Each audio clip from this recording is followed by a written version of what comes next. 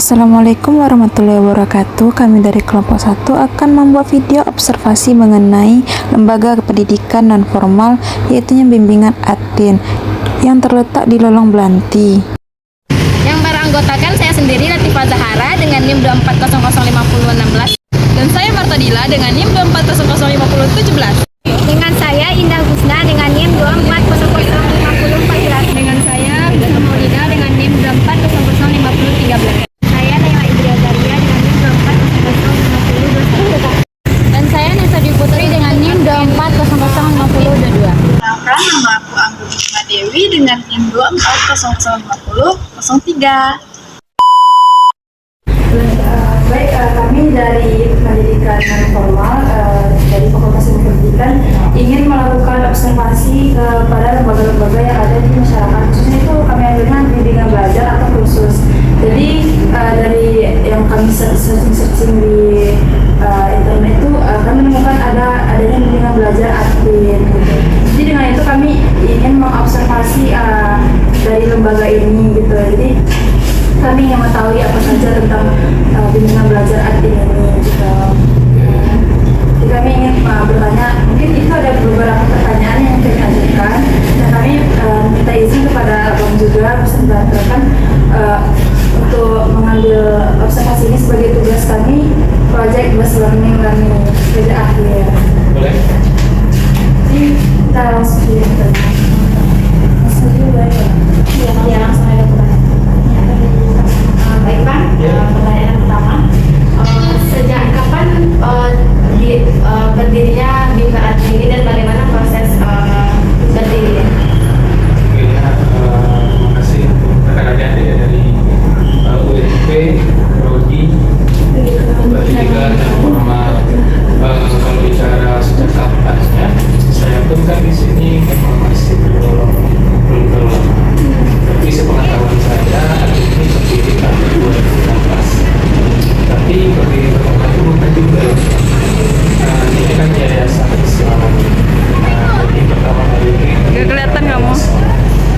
sekolah pendidikan kita SD dan sampai SMP dari 2019 sampai sekarang.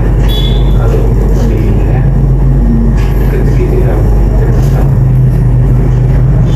Berarti dalam kan belum diadakan belum berdiri kursus kan. Nah, sudah didirikan kursusnya itu kayak program-program apa aja yang disediakan gitu. Oke, kalau di Atin kita mempunyai program utama itu ada dua. Yang pertama namanya program reguler. Jadi program reguler ini adalah program bimbel yang 1 tahun dilaksanakan. 1 tahun adalah sekolah kita sama seperti sekolah. Jadi anak-anaknya itu rutin masuk setiap minggu. Dalam 1 minggu itu 4 kali pertemuan. Dalam 1 bulan kita memberikan rekor. Dalam 1 semester itu kita berikan juga yang namanya layanan konsultasi jurusan. Jadi adik-adik kita itu memang dibimbing betul-betul menghadapi UTBK, SNBP khusus kelas 12-nya, yang kelas rendahnya kelas 10 dan kelas 11 kita upayakan bagaimana dia mulai meningkat setiap semester. Jadi itu sih programnya. Yang kedua itu program yang namanya program intensif. Jadi program intensif ini bimbel hanya khusus kurang lebih 7 minggu. 7 minggu, tapi kita fokusnya hanya ke UTBK. Nah, ini belajarnya itu setelah lama. Setelah selesai UAS, kemudian masuk ke sini. Lain dari itu mungkin ada program seperti tambahan kayak privat. Privat juga ada. Itu sistemnya ya tergantung si orang tua murid dan juga si anaknya. Mau berapa kali dia belajar itu tergantung dari kesepakatan kita. Tapi yang jelas kita punya program utama yaitu adalah program reguler dan program intensif yang mungkin itu sih. Berarti program itu sesuai kebutuhan peserta didik. Kalau yang privatnya iya, tapi kalau reguler tentu SOP-nya dari kita, standarnya itu kita tentukan, jadi si anak kembali ke kita. Kecuali privat, kalau privat ya dia yang menentukan mau hari apa dia belajar, tapi yang jelas tetap ada SOP tertentu. Terus siapa Bang target utama peserta kursus atau bimbingan belajar di lembaga ini? Oke, target khususnya kami sebenarnya nggak ada, karena semua kita target SD, SMP, dan SMA. Tapi jika kita lebih spesifik, ya saat ini kita lebih cenderung ke kelas 12. Ya, Ini lebih ke siapa yang membutuhkan gitu. Ada yang membutuhkan dari tingkat SD, tapi kita lomba ini mau ya tetap diterima. Karena setahu saya di Sumatera Barat, khususnya Padang kan, dari Padang, yang menerima SD itu sekarang nggak banyak. Salah satunya cuma ada di Atin.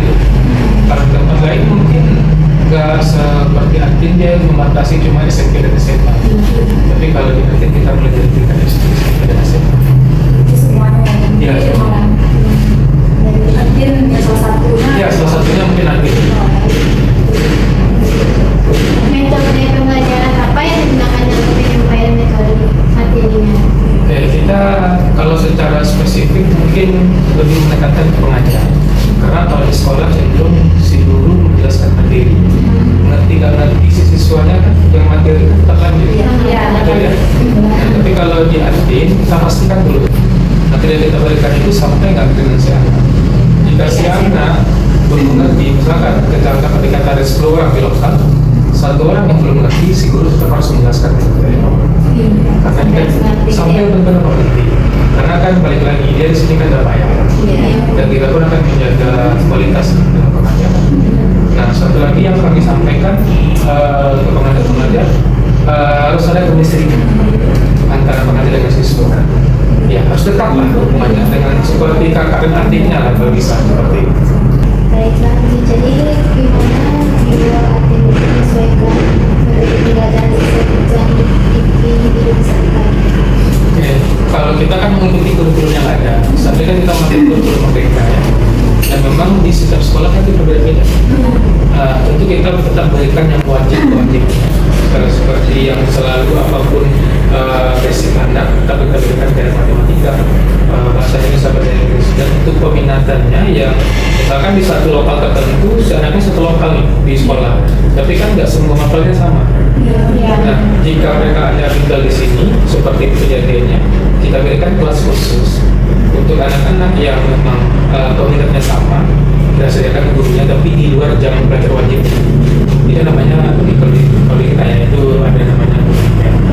Jadi pikir di situ. Makanya menjadi luar biasa dengan layanan konsultasi pelajaran. Nah, tapi pada saat dia masuk di jam wajib, mau nggak mau, suka nggak suka, walaupun di sekolah dia nggak belajar itu sebetulnya, kita berikan juga di sini. Nah, tapi di luar itu tetap mau dia apa? Karena kan yang namanya pembelajaran, walaupun sekarang kurikulum mereka kan dasar dulu semuanya sama, mau dipakai seperti itu. Berarti itu kalau seandainya sebelum adanya kurikulum merdeka ini kan itu ke-13, berarti nyusunnya kan 13 juga. Iya. Kita sesuai dengan kurikulum apa yang kurikulum sekolah pakai kita pakai. Biar nanti para pesertanya juga nggak bingung gitu ya. Biar sinkron ya, sekolah dengan kita. Jadi nggak ada ini ya pertanyaan aneh nanti kok ibarat bulannya beda gitu. Kita sesuaikan dengan sini. Selanjutnya itu kan bagaimana cara lembaga Atin ini mengevaluasi keberhasilan peserta didik? Oke, dari mana penilaiannya gitu ya? Yang pertama tentu kita lihat dari hasil kreatif yang kita berikan. Itu patokan dasarnya. Yang kedua kita lihat dari daftar hadirnya mereka. Karena kita di sini tetap memperhatikan daftar hadirnya. Dari daftar hadir itu tentu kita bisa analisa. Si anak ini nilainya bagus, daftar hadirnya dia bagus, pernah itu apa gitu ya. Tapi kalau di luar dari itu nilainya anjlok, tapi yang lainnya nggak dikondisikan seperti temponya, belajar konsolnya nggak ada, yang wajar gitu ya. Tapi yang jelas dari hasil tempo dan dari daftarnya itu mungkin salah satu yang kita lakukan. Berarti artinya ini kan setara nih sama SMA, SD, SMP sama SMA gitu. Iya. Itu pasti ada tantangan yang dihadapinya gitu. Iya. Jadi bagi lembaga ini apa sih tantangan utama yang dihadapi dalam mendidik peserta didiknya? Oke, tantangannya mungkin yang pertama dari segi kompetitor gitu ya. Kita kan di sini banyak nih kompetitornya gitu, banyak tim. Tantangan dari pihak artinya sendiri bagaimana memberikan tetap kualitas yang terjaga tanpa ada embel-embel ini tanda kutip ya menjelekkan lembaga lain.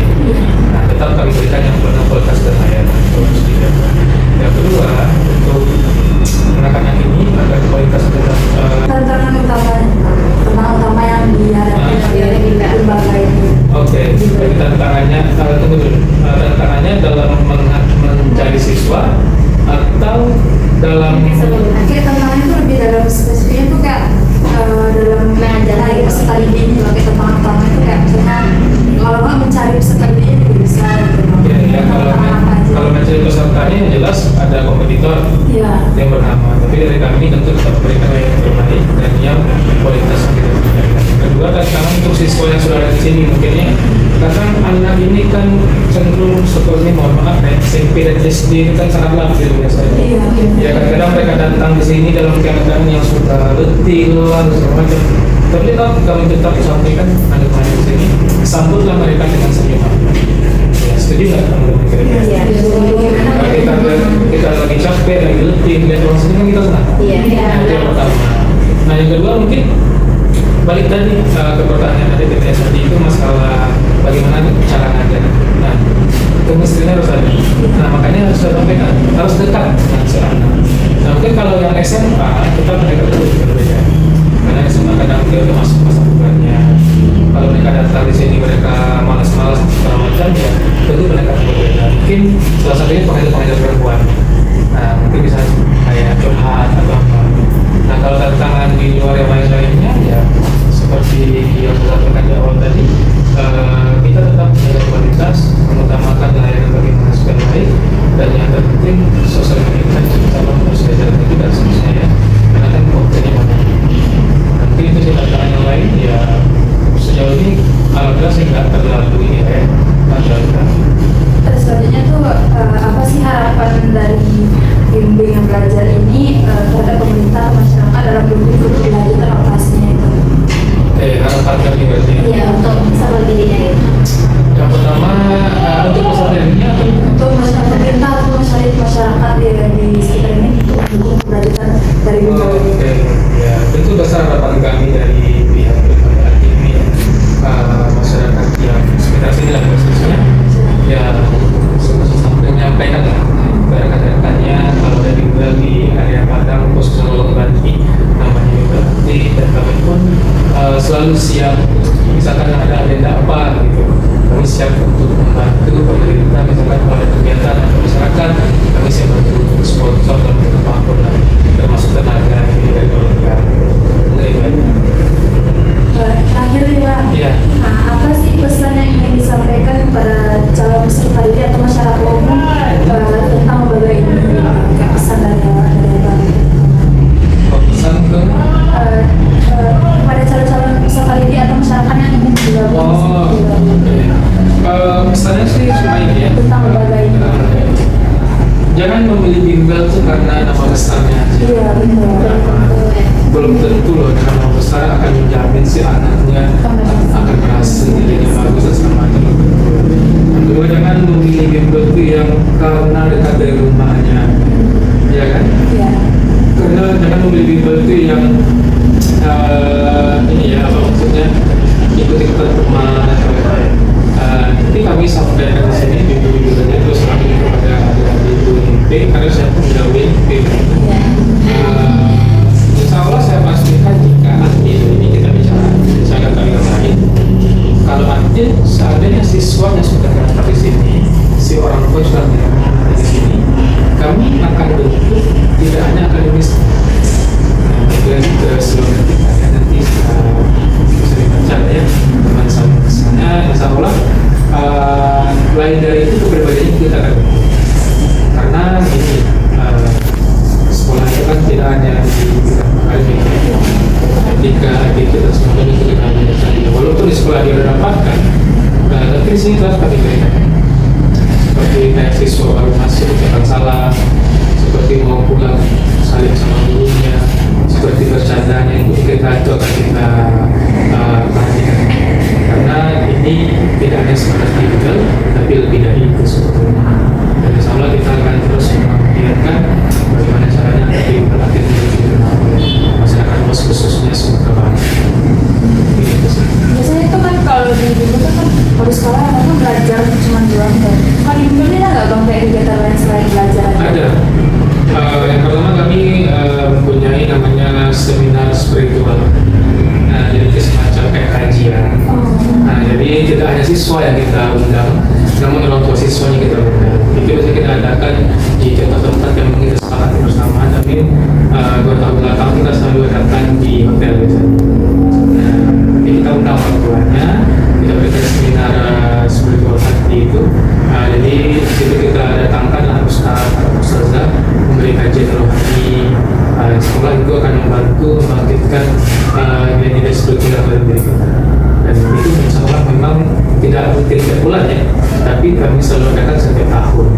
Dan di luar dari itu kita juga agendakan kadang ada seperti kegiatan sekolah, mungkin kita berikan semacam seminar motivasi ke sekolah yang kita kunjungi. Kalau di Padang kita sering mengadakan seminar di SMA 1 Padang. Kalau di Padang Panjang kita sering adakan itu di SMA 1 Padang Panjang. Kalau di SMA Basung kita kan ini tidak hanya Padang. Ini ada di Padang 2, Padang Panjang 1, Payakumbuh, Kota Pariaman, Lubuk Alung, Pasaman Timur, dan di Basung. Jadi kalau total ini totalnya ada 8. Dan insya Allah itu kegiatannya memang rutin, tapi nggak setiap bulan, tapi dalam 1 tahun itu ada sekali. Oh iya Pak, mau nanya nih Pak, jumlah pesertanya berapa ya?